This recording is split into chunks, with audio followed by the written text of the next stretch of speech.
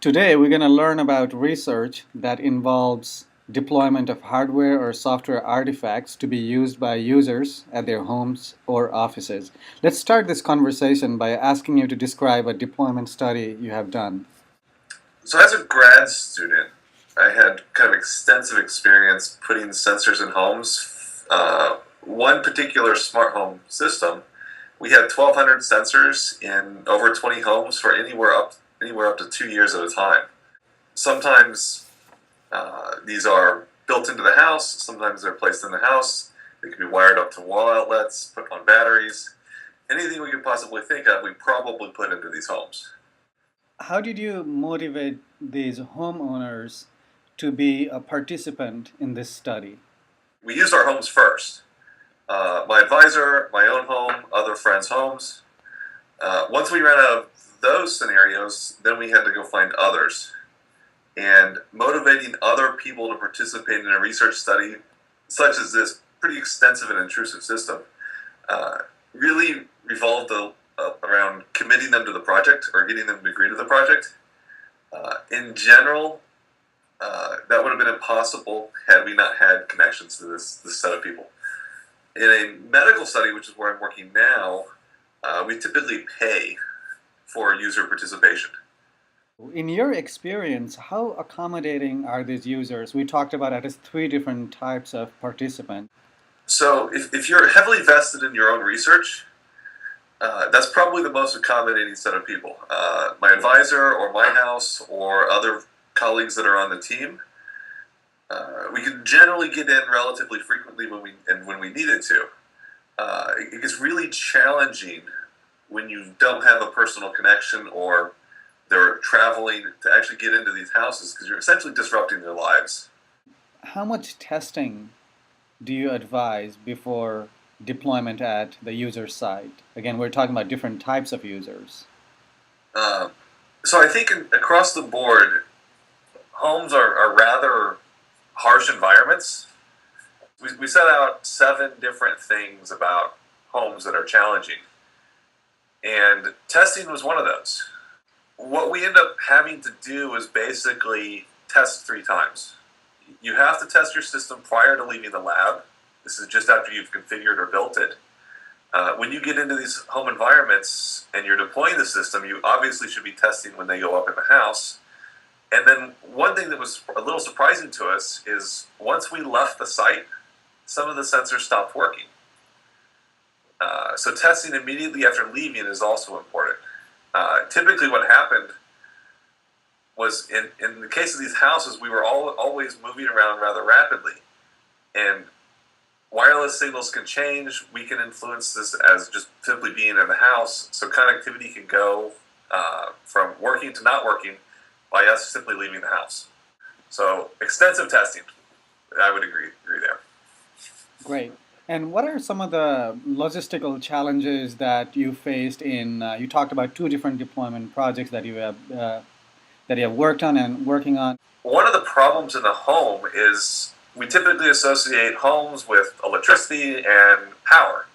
So one of the myths is sensors in homes could be easily powered by wall sockets.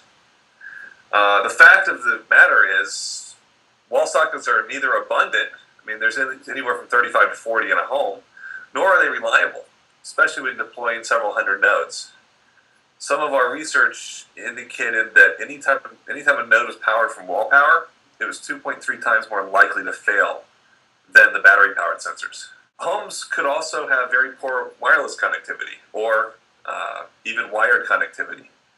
So the myth is communication in homes can be achieved with a single-hop wireless network or even a power line modem.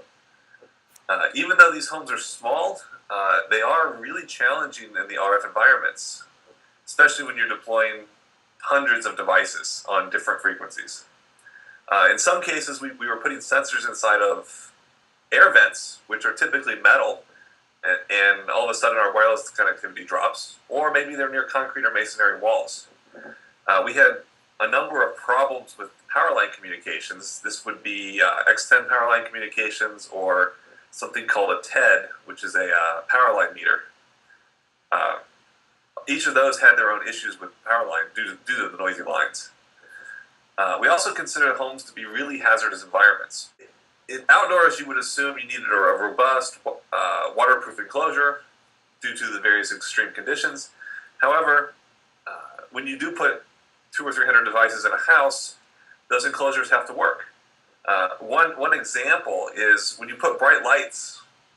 Most of our devices come with flashing LEDs of some sort.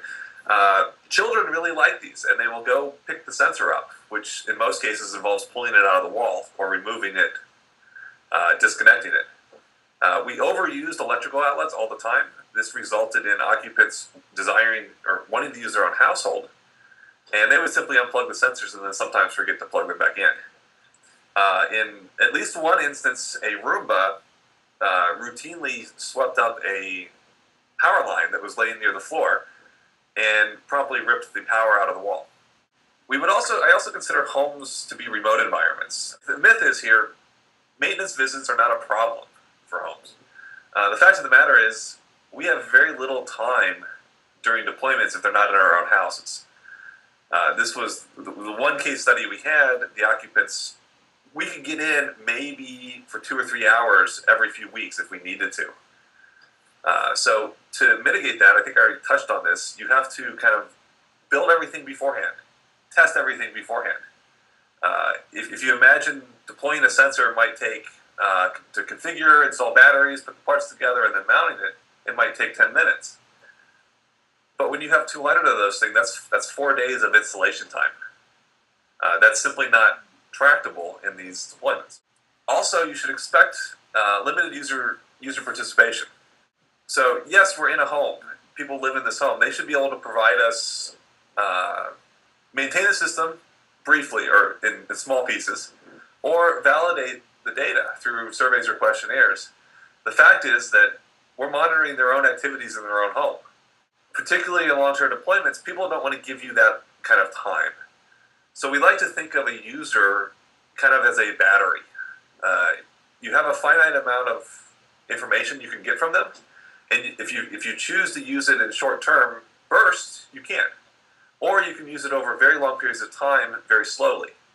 And because these were deployed in our own houses too, we don't think this is really a lack of motivation. Like myself as a researcher wanted this data, and yet I still had a challenging time keeping up with participating in surveys and questionnaires and even remembering what I did day to day. Another myth would be that users don't mind a few sensors around the house. This is largely a challenge, especially outside of researchers' homes, and in particular when you have significant others living there. So aesthetics do matter, especially over long durations of time.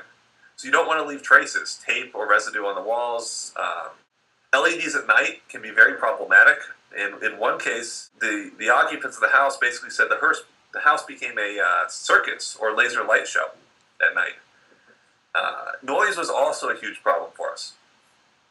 We had some ultrasonic transducers that measured height. The very first edition actually made an audible clicking sound at about 20 hertz. This actually forced me, because they were deployed in my house, to disable them to sleep at night. The later editions weren't audible to humans, but we were not able to have any animals, especially cats, in the house. Another case, we had some custom-designed vent registers to control airflow, and when those were shut, there was actually a whistling sound that came up through them from the air being forced by the register vent. And then a final example would be we put a UPS on a computer in a house. Well, it turns out the UPS starts beeping at 5:30 in the morning, prompting the occupants, which were not one of the research team, to go unplug it and figure out how to turn it off. Well, it took us several days to go back into that house to re-enable that UPS. So that was an unexpected source of noise that we hadn't anticipated. And then the final point here is when you're doing large deployments, it is best to simplify your architecture. So the industry has produced a wide range of suitable residential sensing systems. This is great. We call these commercial off-the-shelf devices. But they were never designed for large-scale deployments. And what we found was integrating all the various commercial off-the-shelf platforms, this increases the probability of failure on any given component. So I'm actually an advocate of, if I'm going to do this again, I'm going to custom design one wireless data collection standard and manage that rather than managing several dozen other systems. So that's kind of my lessons learned from what I did in the smart home world. And a lot of those lessons apply to my medical work now. I am doing on-the-body deployments currently in labs where we're basically asking somebody to volunteer their time to come into a lab, be outfitted with an array of sensors, and then do some actions on a treadmill. Now, right now they're volunteering that time, but we can't show up and say, okay, well, my device didn't work, I need to debug it. So we have to do all of this testing ahead of time to ensure that we can walk in the door, put the device on them, and say go. This becomes much more problematic when we put these on the bodies and we're going to send them out in the field next. Now, we're not even standing there to control this. The device has to be powered on, connect to the tablet or computer, whatever we're collecting the data with, and just work. So I think in the future, these in-the-field deployments where we don't even have control over it is going to be a bigger challenge. Are there common lessons you have learned from these two deployment studies, and do you hope that these lessons will apply in future deployments that you will do? So I think one of the big things that crosses both of these studies is the users you want to have in your studies most of the time are not going to be technically savvy. They're also not going to understand your system. So making your system as robust and reliable as possible is a big priority here.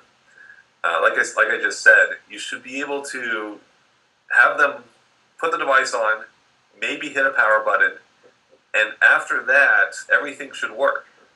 Right? Everything should be robust in the software, in the data collection, and even the hardware. Right? No loose wires, nothing that can go wrong.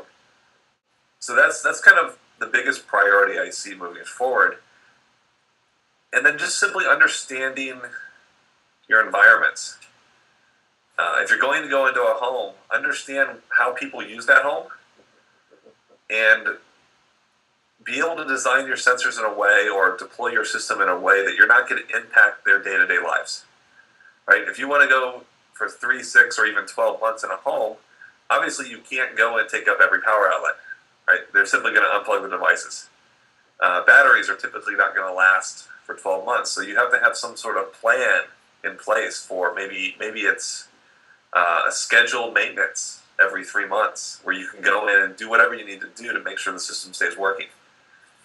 If you don't mind sharing some of the scheduling surprises that you had to deal with during our deployments, I think we can learn a lot from that. In the smart homes, fortunately for us, scheduling was really just communicating with whoever the homeowner was. And in 3 out of the 4 major cases, those were part of our research group. However, one house did have 2 young children in it. So there were times when we could go into the homes, but we couldn't make any noise. Maybe the children were sleeping, or there were simply times where we were not allowed into the homes. In one case, there were 2 architects, and they were volunteering their house to the research project. And sometimes they would be out of town for 2 or 3 weeks. And obviously we can't get into their house if they're not there. So as far as the logistics, this does slow down data collection. If you're planning on, a 6-month to paper type project, and all of a sudden this homeowner that you said agreed to be in your project is delaying you for 2 or 3 months, that could be problematic from the scheduling standpoint. So those are some great lessons. Now, finally, I wanted to ask you if you want to draw any parallels between deployment planning and other activities during PhD. Planning is planning. I think you have to have an eye on where you need to go. What is your end goal? I guess for a PhD, that's going to be either a proposal or a dissertation. And then always work towards that. For the deployments, we knew what we needed to put in the houses, so it was very easy to sit down and say, well, here's these 300 sensors that we're going to deploy. We ended up getting floor plans of these houses so we could predefine everything we wanted to do, all the metadata that we needed, we could set up, so that when we walked into the house, you could just put the sensors where they needed to be. From the PhD standpoint, you need certain things for your proposal. whether that be a paper or two that's been published. So what is your plan to get there, right? 1 or 2 papers in the right area for the dissertation, maybe that's 4 or 5. Make sure whatever you're working on moves you towards the goal of getting that PhD. Great. So today we learned about some of the things that you had to encounter, some surprises during your deployment studies, and what we can learn from them. And it turns out planning is extremely important, not just in deployment studies, but also other aspects of research, as you just mentioned. Thank you for your time today. All right, thanks all.